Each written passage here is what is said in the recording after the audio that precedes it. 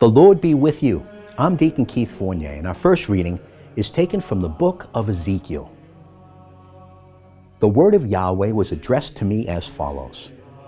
Why do you keep repeating this proverb in the land of Israel? The parents have eaten unripe grapes, and the children's teeth are set on edge. As I live, declares the Lord Yahweh, you will have no further cause to repeat this proverb in Israel.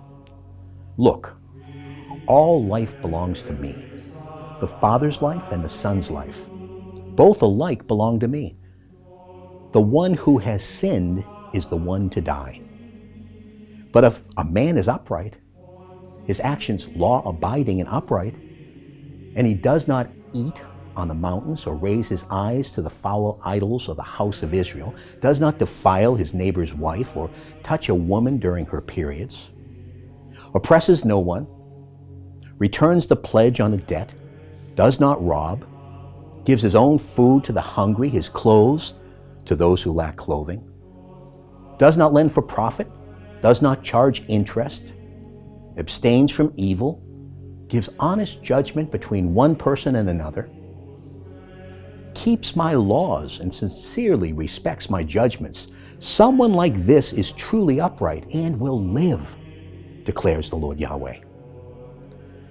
But if he has a son prone to violence and bloodshed, who commits one of these misdeeds, lends for profit or charges interest, such a person will by no means live. Having committed all these appalling crimes, he will die, and his blood be on his own head. So in the future, house of Israel, I shall judge each of you by what that person does, declares the Lord Yahweh.